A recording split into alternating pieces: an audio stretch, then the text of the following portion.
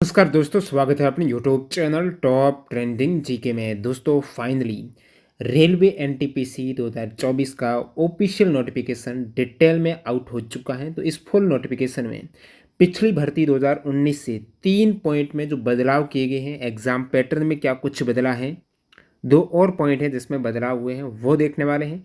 Plus यहाँ पर post preference विशेष alert है, ध्यान दीजिए। जब आप फॉर्म भरेंगे और पोस्ट प्रेफरेंस में एक थोड़ी सी भी मेडिकल स्टैंडर्ड के आधार पर गलती हो जाएगी ना, बड़ी प्रॉब्लम आ सकती है। तो वो नोटिफिकेशन में बताया गया है, तो इनको देखने वाले हैं और पूरा विस्तार में देखेंगे। एग्जाम पैटर्न से age limit, educational qualification, syllabus, तो फुल नोटिफिकेशन ये जो 38 पेज का है इसको देखते हैं यहाँ पर। आगे बढ़े उससे पहले मैं आपको बता दूं, आप एनटीपीसी एग्जाम की तैयारी कर रहे हैं तो आपके पास प्रीवियस ईयर के पेपर होने चाहिए सब्जेक्ट वाइज। जहां पर करंट पब्लिकेशन का, मैथमेटिक्स का, अब तक जितने भी एग्जाम हुए रेलवे में, सारा कुछ आपको चैप्टर वाइज, टाइप वाइज देखने को मिल जाएगा। इसी प्रकार रीजनिंग की ये बुक भी आप ले सकते हो करंट पब्लिकेशन की। 8700 प्लस ऑब्जेक्टिव क्वेश्चन है चैप्टर वाइज, टाइप वाइज, जो भी एग्जाम्स रेलवे के हो चुके हैं। सेम यहाँ पर विज्ञान और जीके के अलग से इनका सॉलिड पेपर मिल जाएगा। और प्रैक्टिस के लिए आपको चाहिए प्रीवियस ईयर के पेपर 2019 वाले, जो 21 में एग्जाम हुआ है सीबीटी फर्स्ट के। तो सेट 1 से 60 और सेट यहाँ पर 61 से 129 सेट के सारे पेपर मिल जाएंगे। बेस्ट बाय लिंक इनकी डिस्क्रिप्शन बॉक्स में, या फिर आप अपने नज़दीकी स्टोर से भी किरण पब्लिकेशन ये सारे बुक्स प्रीवियस ईयर के बाई कर सकते हो। अब अपन डिटेल में बात करते हैं centralised employment notice CN number 05/2024। अब जो भी कैंडिडेट यहाँ पर एनटीपीसी की तैयारी कर रहे हैं तो ये नोटिस इस टाइटल से आपको बार बार देखने को मिलेगा। तो इस हेतु यहाँ पर आप सबसे पहले देखेंगे तो 13 सितंबर से आपके आज नोटिस पब्लिश होने की डेट, और फिर 14 सितंबर से फॉर्म स्टार्ट हो जाएंगी। लास्ट डेट क्या रहेगी, तो लास्ट रहेगी यहाँ पर क्लोजिंग ऑनलाइन रजिस्ट्रेशन रहेंगे 13 अक्टूबर 2024। एक महीने में आपके फॉर्म कंप्लीट होंगे। और यदि आप फॉर्म में मिस्टेक कर जाते हो, गलती हो जाती है, वैसे करना मत, लेकिन हो जाए तो 16 अक्टूबर से 25 अक्टूबर तक यहाँ पर आप उसमें सुधार कर सकते हो। ध्यान रखना, सुधार करने में जो क्रिएट अकाउंट वाली डिटेल है ना, मोबाइल नंबर, मेल आईडी है, और आपने जो आरआरबी सेलेक्ट की है उनको आप नहीं बदल सकते हैं, नहीं बदल सकते। अब क्या एग्जाम डेट के बारे में इस नोटिफिकेशन में बात हुई है क्या? बिल्कुल, यहाँ पर दे रखा है dates for CBT and other stage of recruitment process shall be intimated from time to time through the website. कुछ नहीं दे रखा है कि डेट, कौन सी डेट को आपका सीबीटी होगा। ये दे रखा है कि आपको टाइम टू टाइम रेलवे की वेबसाइट है, जो पैरा D20 में दे रखी है, कौन कौन सी वेबसाइट है, वहाँ पर आपको नोटिस मिलेगा एग्जाम डेट का। तो कुछ भी इसके रिगार्डिंग नहीं दे रखा है। अब जो इंपॉर्टेंट पॉइंट है वो देखते हैं। कोई भी भर्ती आती है, पहला पॉइंट होता है योग्यता। क्या है योग्यता? यहाँ पर 5 प्रकार की पोस्ट है। लेवल 6 की 2 पोस्ट, लेवल 5 की 3 पोस्ट, सभी में आप योग्यता देखेंगे। सभी पोस्ट की यहाँ पर दे रखी है डिग्री फ्रॉम रिकॉग्नाइज्ड यूनिवर्सिटी और इट्स इक्विवेलेंट। डिग्री का मतलब आपके पास BA है, BSc है, BCom है, कोई भी स्नातक की डिग्री है तो आप एलिजिबल हो। बात करेंगे फाइनल ईयर जो अभी चल रही है, लास्ट ईयर वाले कैंडिडेट हैं, क्या वो एलिजिबल हैं, उनके बारे में क्या दे रखा। बाकी यहाँ पर डिग्री है, 3 जो पोस्ट दे रखी है उसमें केवल डिग्री दे रखा है। लेकिन नीचे 2 पोस्ट आपको देखने को मिल रही है, एक तो जूनियर अकाउंट असिस्टेंट कम टाइपिस्ट, एक सीनियर क्लर्क कम टाइपिस्ट।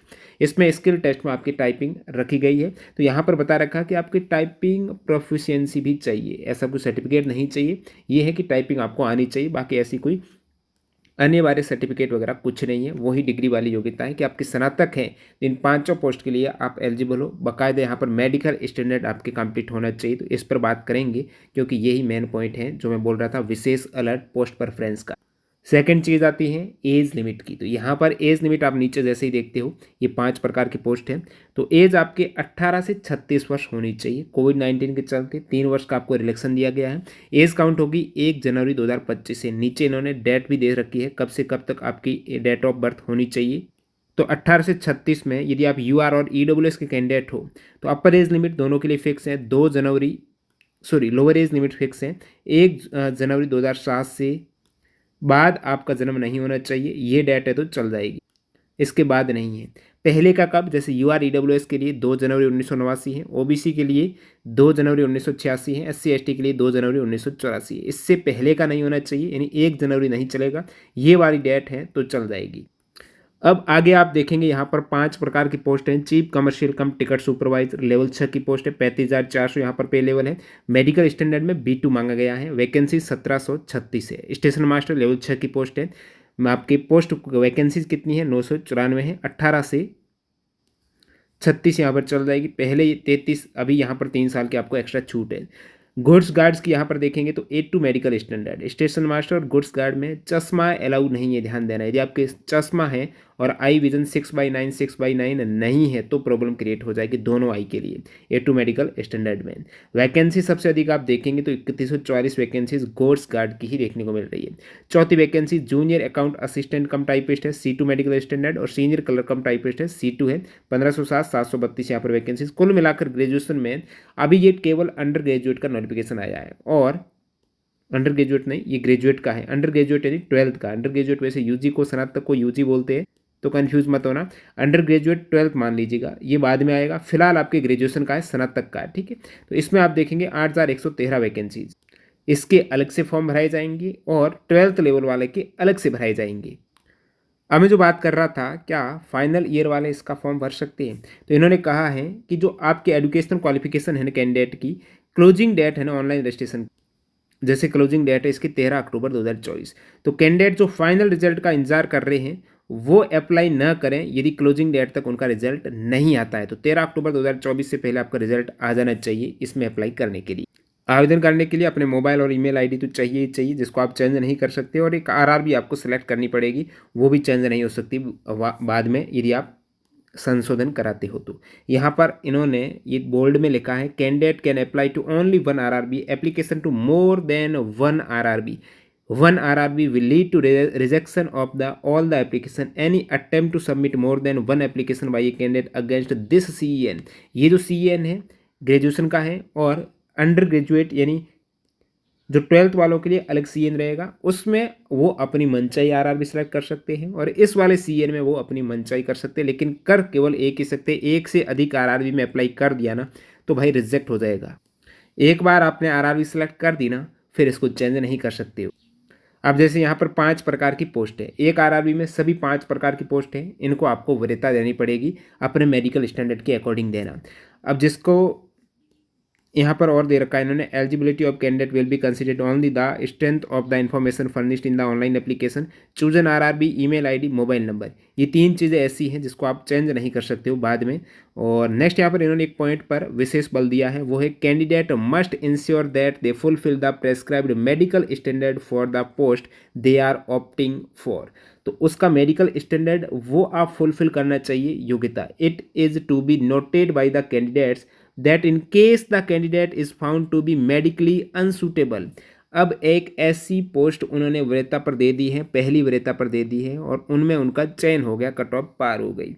तो यहाँ पर in case the candidate is found to be medically unsuitable, यदि वो कैंडिडेट उस पोस्ट के लिए मेडिकली अनसुटेबल पाया जाता है for the opted post at the time of medical, before appointment से पहले मेडिकल होगा, alternate appointment shall not be given. तो यहाँ पर बाकी जो पोस्ट के लिए यदि उनकी कट ऑफ से ज़्यादा मार्क्स हैं तो वहाँ पर इनको अपॉइंटमेंट नहीं दिया जाएगा। ये पॉइंट मैं दोबारा आपको बता दूँ, जो विशेष अलर्ट वाला है इसमें क्या दे रखा पूरा का पूरा, preference for the post and railway unit, the options from the candidate for various post for which they are eligible in the opted RRB shall be taken during submission of online application है। आप various post का preference देंगे यहाँ पर जब form भरेंगे। अब नीचे इन्होंने कहा कि on completions of all the stage of recruitment process, CBT1 CBT2 DB वगैरह हो जाता है, आरआरबी विल अलॉट पोस्ट, आपका आरआरबी पोस्ट अलॉट कर देगी, and railway unit as per the option of the eligible candidate only subject to merit, medical standard and vacancy position. अब जो आपके आरआरबी पोस्ट तो अलॉट करेगी सारा प्रोसेस कंप्लीट होने के बाद, किस आधार पर करेगी, तो आपकी मेरिट, मेडिकल स्टैंडर्ड और वैकेंसी पोजीशन के आधार।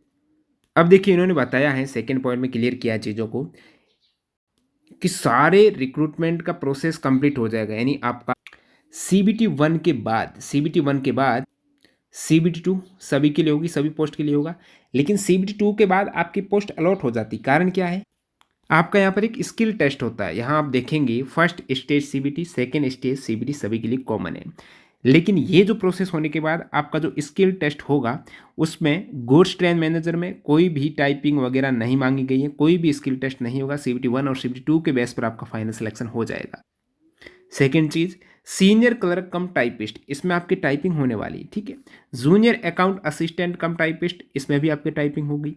चीफ कमर्शियल कम टिकट सुपरवाइजर, कोई टाइपिंग नहीं होगी। और स्टेशन मास्टर में आपका कंप्यूटर बेस्ड एप्टीट्यूड टेस्ट होगा। तो सेकेंड स्टेज CBT के बाद आपको पोस्ट अलॉट होती है, इनमें से, और उनके अकॉर्डिंग आपको फिर स्किल टेस्ट से गुजरना होता है। यदि नहीं है तो कोई फाइनल रिजल्ट ही आपका आता है। और आगे बढ़ूँ, उसके बाद दोबारा उस पॉइंट को क्लियर करेंगे। रिक्रूटमेंट प्रोसेस में आप देखेंगे ना, सबसे पहले आपका होगा first stage computer based test, उसके बाद second stage computer based test, उसके बाद यहाँ पर आपका टाइपिंग स्किल टेस्ट होता है या फिर एप्टीट्यूड टेस्ट होता है, जो जिस पोस्ट के लिए आप एलिजिबल हो। तो लास्ट में आपका मेडिकल एग्ज़ाम होगा, उससे पहले सारी प्रोसेस हो जाएगी। CBT first, CBT second, typing test, computer based aptitude test. यदि आपका उस पोस्ट में सिलेक्शन होता है, उसकी मेरिट क्रॉस होती है, मान लेते हैं स्टेशन मास्टर की, तो आप कंप्यूटर बेस्ड एप्टीट्यूड टेस्ट दे पाएंगे। यहाँ पर इन्होंने बता रखा है there shall be 2 stage computer based exam आपका होगा, उसके बाद CBAT होगा, टाइपिंग स्किल टेस्ट है। ये चीज़ें हैं। Computer based aptitude test station master के लिए है, और टाइपिंग किन पोस्ट के लिए है? सीनियर कलर कम टाइपिस्ट, जूनियर अकाउंट असिस्टेंट कम टाइपिस्ट, घोस्ट ट्रेन मैनेजर, और जो सीनियर कमर्शियल कम टिकट सुपरवाइजर हैं, इनके लिए 2 स्टेज ही है और कोई अदर नहीं है स्टेज।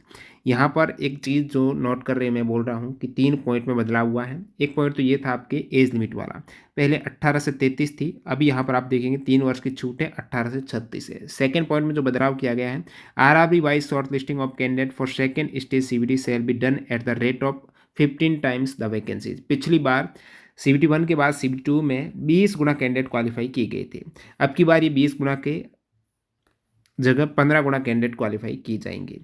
और नेक्स्ट स्टेज में जैसे कि आप CBT 2 दे देते हो, CBT 2 के बाद मान लेते हैं आप टाइपिंग में जाते हो या फिर कंप्यूटर बेस्ड एप्टीट्यूड टेस्ट में जाते हो, यदि आपके स्टेशन मास्टर की पोस्ट है, उसकी मेरिट क्रॉस होती है, तो उन दोनों ही केस में 8 गुना अभ्यर्थी CBT 2 के बाद क्वालिफाई किए जाते हैं। और यदि आप गुड्स गार्ड्स हो गई या फिर जो लेवल 7-6 वाली जो कमर्शियल सुपरवाइजर वाली है, उन दोनों के लिए डायरेक्टली जितनी वैकेंसीज हैं उनके अकॉर्डिंग फाइनल लिस्ट तैयार होती है। तो 8 गुना अभ्यर्थी पिछली बार भी थे, अब की बार है, इसमें भी कोई संशोधन नहीं है। अब मान लेते हैं कोई कैंडिडेट है फर्स्ट स्टेज CBT में शॉर्टलिस्ट होता है किसी कैटेगरी विशेष से, वो OBC से सेलेक्ट होता है, तो नेक्स्ट CBT 2 के लिए भी उनकी जो रिजर्वेशन रहेगा वो उस कैटेगरी में ही वो माना जाएगा, चाहे उनके UR से ज़्यादा मार्क्स आते हो भले ही, लेकिन सेकंड स्टेज में भी उसी कैटेगरी से माना जाएगा जिस कैटेगरी से प्रथम स्टेज में वो पास हुआ था। नेगेटिव मार्किंग यहाँ पर 1/3, एक यही नेगेटिव मार्किंग पिछली बार भी थी, अब की बार भी है। नेक्स्ट आप देखेंगे और क्या बदलाव हुआ है, तो यहाँ पर पोस्ट प्रेफरेंस में जैसे आप चेक करते हो, वंस कैंडिडेट हैव बीन ये जो चीज़ थी कि कैंडिडेट का जो पोस्ट प्रेफरेंस है वो कैंडिडेट भरते हैं, किस अकॉर्डिंग पोस्ट अलॉट होती है, तो मेरिट, एक तो आप उस मेरिट में आएंगे तभी वो पोस्ट होगी। मान लेते आप मेरिट में आ गए, आपका मेडिकल स्टैंडर्ड भी उस पोस्ट के लायक था, तब अलॉट होगी। थर्ड चीज़ है वैकेंसीज पोजीशन, तो मेरिट में आएंगे तभी वैकेंसीज की पोजीशन है।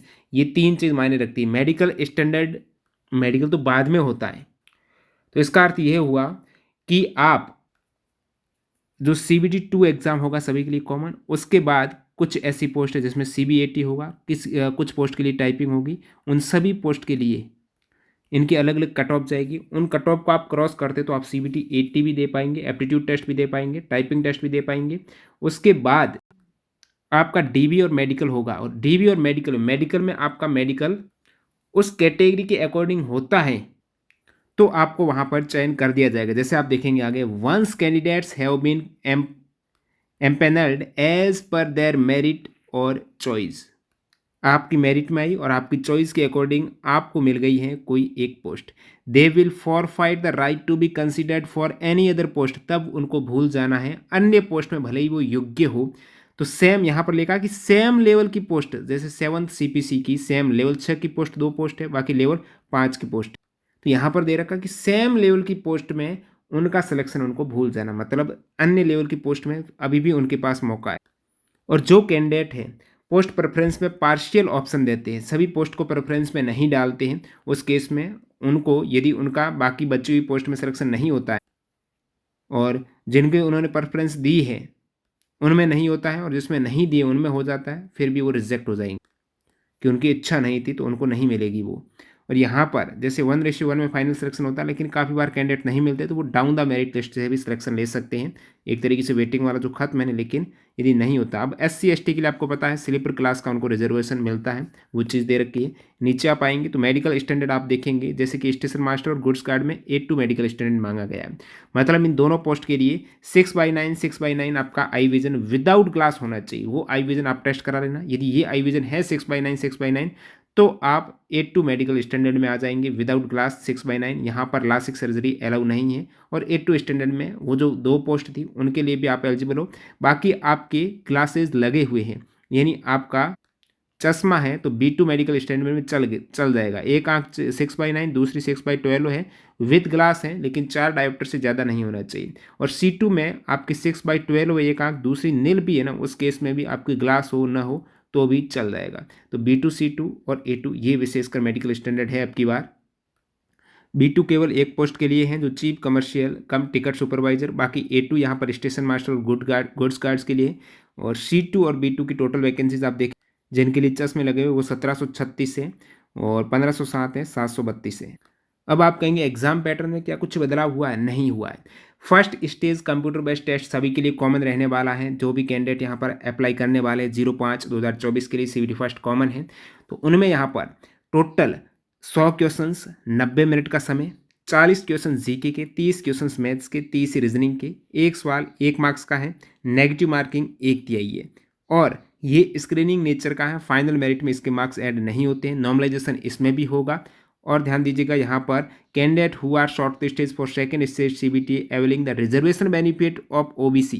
अब OBC का उन्होंने सेकंड स्टेज CBT में सेलेक्ट होते वक्त रिजर्वेशन बेनिफिट ले लिया है, तो अदर स्टेज में भी उनका उस कैटेगरी से चयन माना जाएगा। अब बाकी आप सिलेबस विस्तृत देख सकते हो, पिछले बार सेम है। मैथमेटिक्स में number system, decimals, fractions, LCM, HCF, ratio, proportionals, percentage, mensuration, time work, time distance, simple and compound interest, profit loss, elementary algebra, geometry, trigonometry, elementary statics, ये सभी सेम है। रीजनिंग में आप देखेंगे बेसिक रीजनिंग आपकी रहती है, एनालॉजी। और बाकी यहाँ पर जीके की बात करें तो करंट और पिछले बार पूरा करंट इवेंट है। और बाकी यहाँ पर साइंस है अप टू 10th CBSE, ठीक है। उसके बाद यहाँ पर आप करंट इवेंट तो हो गया है। Games and sports, art and culture, Indian literature, monument and place of India, general science and life science, history of India, freedom struggle, physical, social, economic, geography of India and world का भी है।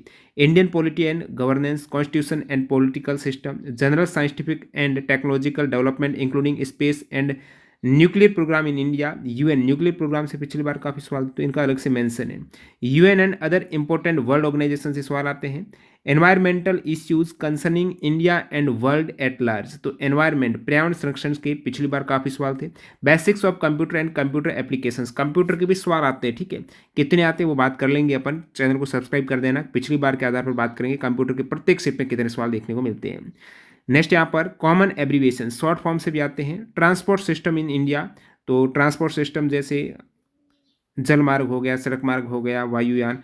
Indian economy, famous personalities of India and world, flagship government program, पिछली बार थी ये योजनाओं से।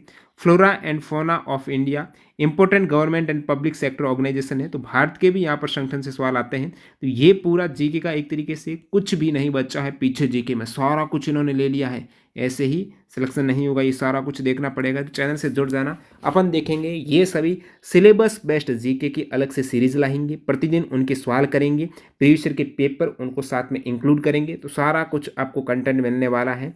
Channel को सब्सक्राइब करके बेल आइकन हिट कर देना।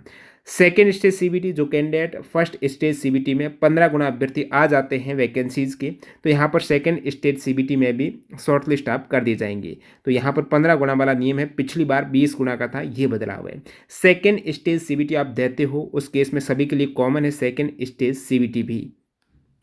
उसमें जीके के 50 क्वेश्चंस, मैथ्स के 35 क्वेश्चंस, रीजनिंग के 35 क्वेश्चंस। अब की बार समय वही 90 मिनट है, लेकिन सवाल 120 कर दिए। पिछली बार 40-30-30 थे ना CBT फर्स्ट में, यहाँ पर 10 बढ़ा दी, यहाँ 5 बढ़ा दी, यहाँ पर भी 5, एक तरीके से 20 क्वेश्चंस बढ़ा दिए। समय वही रखा है, तो यहाँ पर प्रैक्टिस ज़्यादा मांगेगा, ठीक है। और नेगेटिव मार्किंग वही 1 तिहाई है। सिलेबस आप देखेंगे तो ये आप सिलेबस देख सकते हो, करंट एक तरीके से सेम सिलेबस है जो अभी आपने देखा है, वो सेम का सेम है तीनों में ही। और फिर यहाँ पर जो candidate CBAT computer based aptitude test है, ये आपका qualify the second stage CBT only the candidate जो स्टेशन मास्टर को ऑप्ट किया है, जिन्होंने पोस्ट प्रेफरेंस में स्टेशन मास्टर को भी पोस्ट प्रेफरेंस दी है और उनका स्टेशन मास्टर वाली कट ऑफ में नंबर आ जाता है, उस केस में वो CBAT दे पाएंगे। और CBAT में ध्यान रखना क्वालिफाइंग मार्क्स रहते हैं, अलग अलग बैटरीज होता है, उसमें T-स्कोर 42 इनको करना पड़ता है। तो यहाँ पर आप देखेंगे ये CBAT हैं जो पोस्ट प्रेफरेंस में CBAT ऑप्ट करते हैं कहीं ना कहीं, और कट ऑफ में उनका सिलेक्शन हो जाता है CBAT के लिए। फिर मेडिकल के बाद ये पोस्ट अलॉट हो गया आई थिंक। उसके बाद यहाँ पर काफ़ी कैंडिडेट हैं जो CBAT देने जाएंगे तो विजन सर्टिफिकेट जैसे कि 6/9 इसमें चाहिए विदाउट ग्लास, वो चीज़ आपको लेकर जानी पड़ेगी, नहीं तो दी हुई क्या काम की। और नहीं है वो सर्टिफिकेट तो CBAT नहीं दे पाएंगे। क्या विजन सर्टिफिकेट का आपका फाइनल हो जाएगा? नहीं, मेडिकल में अलग से, ये तो विजन सर्टिफिकेट केवल CBAT के लिए, मेडिकल में अलग से टेस्ट होगा। टाइपिंग स्किल टेस्ट मैंने बता दिया, यहाँ पर 3 पोस्ट है, सीनियर कलर कम टाइपिस्ट, जूनियर अकाउंट असिस्टेंट कम टाइपिस्ट, और टाइपिंग स्किल टेस्ट होगा इनका। 2 पोस्ट है जिनका टाइपिंग स्किल टेस्ट होने वाला है। टाइपिंग में भी 8 गुना अभ्यर्थी क्वालिफाई किए जाएंगे। यहाँ पर टाइपिंग में इंग्लिश में आप करते हो तो 30 वर्ड पर मिनट, हिंदी में करते हो तो 25 वर्ड पर मिनट आपकी टाइपिंग चाहिए। उसके बाद यहाँ पर based on the performance of candidate in the exam candidate equal to the number of vacancies will be called for the document verification. जितनी वैकेंसीज हैं उतने ही DV में बुलाई जाएंगी, जितनी वैकेंसीज उतने कैंडिडेट DV में बुलाए जाएंगे। काफ़ी कैंडिडेट के मार्क्स सेम आ जाते हैं ना।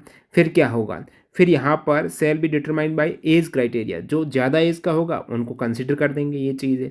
अब यहाँ पर आप देखेंगे वेरियस पोस्ट की समरी है, 2 पोस्ट जिसमें टाइपिंग है, 2 में टाइपिंग नहीं है, 1 पोस्ट जिसमें एप्टीट्यूड टेस्ट है, ये चीज़ें क्लियर है।